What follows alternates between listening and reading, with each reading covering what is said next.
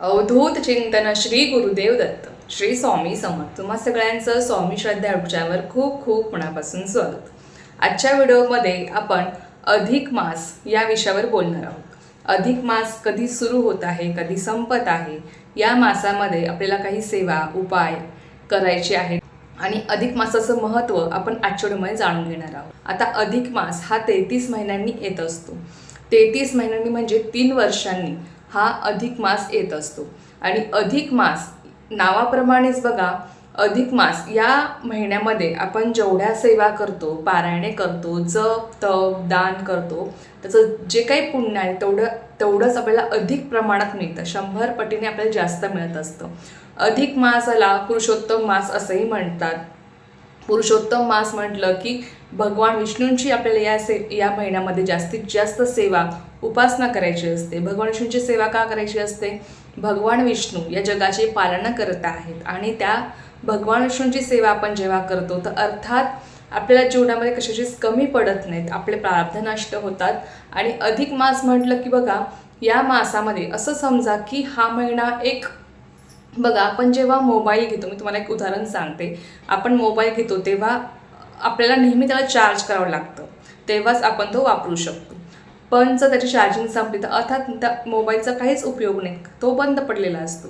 त्याचप्रमाणे जसं की आपण सेवा करतो ना, तर सेवा फक्त एकदा करून होत नाही, त्या सेवेला आपल्याला पुन्हा पुन्हा चार्ज करावं लागतं. जसं की बघा, आपण आता या अधिक मासामध्ये एक आपल्याला चार्ज करायचं आहे, आपल्याला आपली ऊर्जा एक तयार करायची आहे, जेणेकरून त्याचं जे काही पुण्य फळ आहे ते आपल्याला पुढच्या अधिक मासापर्यंत हे आपल्याला मिळत राहील, ते आपल्यासोबत राहील आणि ते जे काही फळ आहे ते आपल्याला तेवढ्याच पटीने जास्त मिळणार आहे. आणि या फळामुळे काय होतं सेवा करून. आता बऱ्याच जणांना प्रश्न पडतो की हे काय सगळे सेवा करतात, सेवा करून होतं तरी काय? पण बघा, सेवा केल्याने आपले प्रारब्ध नष्ट होत जातात, आपले भोग कमी होत जातात. जे काही आपले आदल्या जन्मीचे भोग आहेत, जसं की तुम्ही असो किंवा मी असो, आपण सगळेजण आपल्या मागच्या जन्मीचे कर्म घेऊन आपण जन्माला आलेलो असतो. मग त्या मागच्या जन्मीच्या कर्मामध्ये आपले कर्म चांगले असतील, काही आपले कर्म वाईटही असतील, तर त्या सगळ्याचं जे काही फळ आहे ते आपल्याला या जन्मामध्ये भोगावं लागत असतं. म्हणून बघा की काहींच्या इच्छा मनोकामना या लवकर पूर्ण होत नाही किंवा काहींना अनुभव लवकर येत नाही. का येत नाही? की त्याच्या आड त्यांचे प्रारब्ध असतात, त्यांचे भोग असतात आणि ते भोग भोगून झाल्याशिवाय कुठलाही देव आपल्याला आपल्या सेवेचं फळ देऊ शकत नाही किंवा आपल्या इच्छा मनोकामना पूर्ण करू शकत नाही. त्यासाठी आपले भोग कमी होणं हे अत्यंत महत्त्वाचं आहे. आपले प्रारब्ध नष्ट होणं हे अत्यंत महत्त्वाचं आहे. आणि ते कशामुळे होतील? तर अर्थात आपल्या गुरूंच्या सेवेने होतील. आपण जेवढ्या सेवा करू, जेवढ्या आपल्या गुरूंसाठी, आपल्या कुलदेवतेसाठी, कुलदेवीसाठी किंवा आपण आता या अधिक मासामध्ये ज्या काही आपण सेवा करणार आहोत, पारायणे करणार आहोत, त्यामुळे काय होतं की ते आपले प्रारब्ध आहेत, आपले जे काही भोग आहेत ते कमी कमी होत जातात, आपले प्रारब्ध नष्ट होतात आणि त्यामुळे आपल्या ज्या काही इच्छा मनोकामना आहेत त्या लवकर पूर्ण होतात. आपल्यावर येणारे संकट कुठे टळतात आणि त्या सेवेचा जो काही बॅलन्स आपल्या मागे पडतो ना, त्या सेवेमुळे आपल्यावरची संकटे दूर जातात किंवा आपल्या आयुष्यामध्ये जे काही आपण कार्य करणार आहोत त्या कार्यामध्ये कुठलेही अडथळे येत नाहीत किंवा आपली प्रगती होत राहते, आपली भरभराट होते. हे त्यामागचं कारण आहे. आपले जेव्हा भोग कमी होत जातात तेव्हाच आपल्याला कुठल्याही सेवेचा अनुभव येऊ लागतो, तेव्हाच आपल्याला त्या सेवेचं फळ मिळतं आणि आपण म्हणतो की आता माझ्या सेवेचं फळ मिळालं आहे किंवा मला स्वामींचा हा अनुभव आला किंवा तो अनुभव आला. केव्हा येतो अनुभव? जेव्हा आपले प्रारब्ध नष्ट होतात, भोग कमी होत जातात तेव्हा. कारण की बघा, ते आपलेच कर्म असतात आणि त्या कर्माचं फळ आपल्याला भोगायचंच असतं. ते कर्म कुणालाही चुकलेले नाही, साक्षात परमेश्वराला सुद्धा चुकले नाही, तर आपण कोण आहोत? आपण माणसं आहोत. त्यामुळे ते भोग आपल्याला भोगायचेच असतात, ते आपल्याला कधीही चुकत नाही. मग त्यासाठी एकच बघा, आता मागच्या जन्मीचे आपले कुठले कर्म असतील कुठले नाही हे आपल्याला कोणालाही माहीत नाही.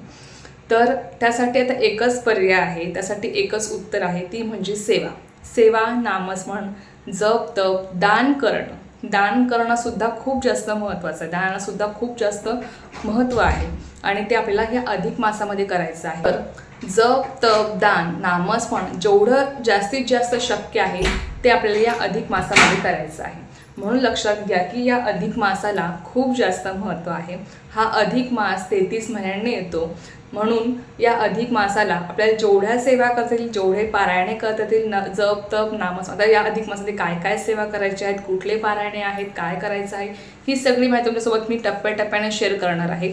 आज फक्त अधिक मास कधीपासून सुरू होत आहे, कधी संपत आहे आणि या महिन्यामध्ये कुठले शुभ तिथी आहेत, म्हणजे कुठले चांगले योग आहेत आणि त्या तिथीला आपल्याला त्या सेवा आणि उपाय करायचे आहेत, पारायणे करायची आहेत. म्हणून तुमच्यासोबत मी आज ही माहिती शेअर करते, जेणेकरून तुम्ही आधीपासूनच तयार राहा.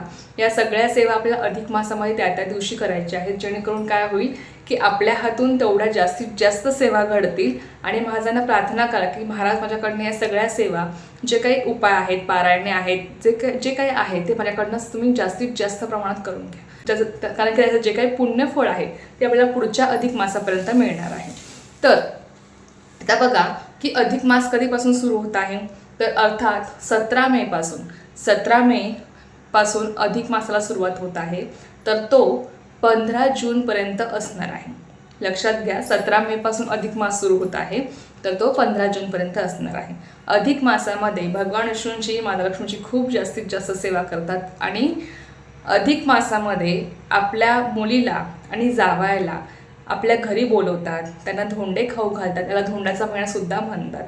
त्यांना धोंडे खाऊ घालतात, त्याचप्रमाणे त्यांचा मानपान करतात, त्यांचा मानसन्मान करतात आणि आपली मुलगी लक्ष्मी मानून आणि जावई हा भगवान विष्णूंचं स्वरूप मानून त्यांचा ते मानपान करतात. आणि त्यामुळे नक्कीच त्या आईवडिलांनी सुद्धा प्रगती होते, भरभराट होते आणि त्यांच्याकडनं भगवान विष्णू स्वरूप जर काय जावयाचा मानपान होतो, त्यामुळे नक्कीच त्याचं जे काही पुण्यफळ आहे, जे काही दानाचं पुण्यफळ आहे ते त्यांच्या पदरी जास्तीत जास्त प्रमाणामध्ये पडतं.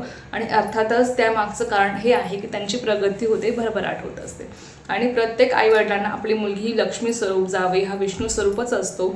त्यामुळे या महिन्यामध्ये ही प्रथा आहे की आपल्या मुलीला आणि जावईला घरी बोलवून त्यांना धोंडे खाऊ घालतात, त्यांचा मानपान करतात, जेणेकरून आईवडिलांची सुद्धा भरभराट होते. हे त्यामागचं कारण आहे.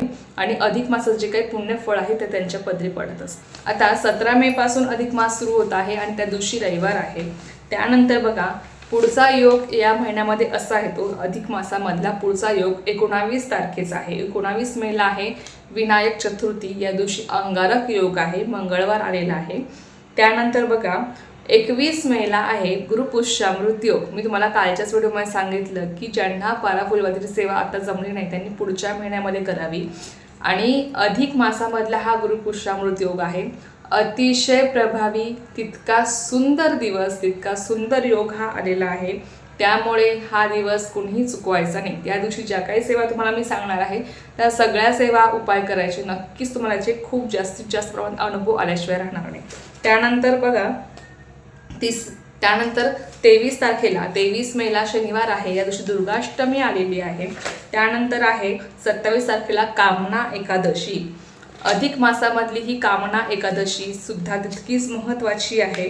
या दिवशी आपल्याला तेवढ्याच प्रमाणात जास्तीत जास्त सेवा करायच्या आहेत. 28 तारखेला गुरुवार आहे, या दिवशी प्रदोष आहे. त्यानंतर 3 तारखेला आहे संकष्ट चतुर्थी. अधिक मासामधली ही चतुर्थी असणार आहे. त्यानंतर 7 तारखेला आहे भानू सप्तमी. 8 तारखेला आहे कालाष्टमी आणि त्याचबरोबर 11 तारखेला आहे कमला एकादशी.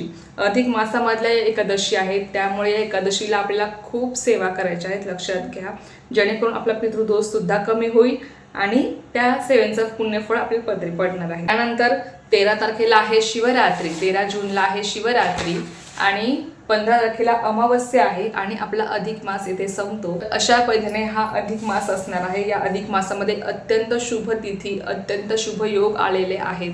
बघा अधिक मासामध्ये आपण अनेक जे काही सेवा कार्य आहे ते आपण करू शकतो, पण या महिन्यामध्ये लग्न कार्य होत नाहीत. या महिन्यामध्ये कुठल्या प्रकारचे विवाह होत नाहीत. तर या महिन्यामध्ये आपल्याला फक्त सेवा, नामस्मरण, जास्तीत जास्त दान धर्म करणं, जप करणं, या ज्या काही सेवा आहेत, पारायणे करणं, या सेवा आपल्याला जास्तीत जास्त प्रमाणात करायच्या आहेत. कारण की नावाप्रमाणेच अधिक आहे, अधिक मिळणार आहे आपल्याला. ज्या काही तुम्ही सेवा, उपाय, दान धर्म करणार, जप करणार, त्याचं जे काही फळ आहे तुम्हाला अधिक प्रमाणामध्ये मिळणार आहे. त्यामुळे या अधिक मासाला अत्यंत महत्त्व आहे. आणि हा महिना एकदा आता येऊन गेला की डायरेक्ट 3 वर्षांनी म्हणजे 33 महिन्यांनी हा येणार आहे. त्यामुळे नक्की या महिन्यामध्ये सगळ्यांनी स्वतःला तयार ठेवायचं की आपल्याला या सेवा, हे उपाय, हे पारायणे आपल्याला या महिन्यामध्ये करायचे आहे. चला आता या सगळ्या ज्या काही सेवा उपाय पाळणे आहेत या महिन्यामध्ये काय करावं काय करू नये ही सगळी माहिती तुमच्यासोबत मी शेअर करणार आहे. आजच्या व्हिडिओमध्ये फक्त एवढंच होतं. तर चला झालेली सेवा मी स्वयंमाच्याकडे रुजू करते आणि आजचा व्हिडिओ इथेच थांबवतो. तुम्हाला जर माहिती आवडली असेल तर व्हिडिओला लाईक शेअर सबस्क्राईब करायला विसरू नका. पुन्हा भेटूया अशाच एका नवीन व्हिडिओसोबत या नवीन विषयासोबत. तोपर्यंत सर्वांना श्री स्वामी समर्थ. जय जय स्वामी समर्थ.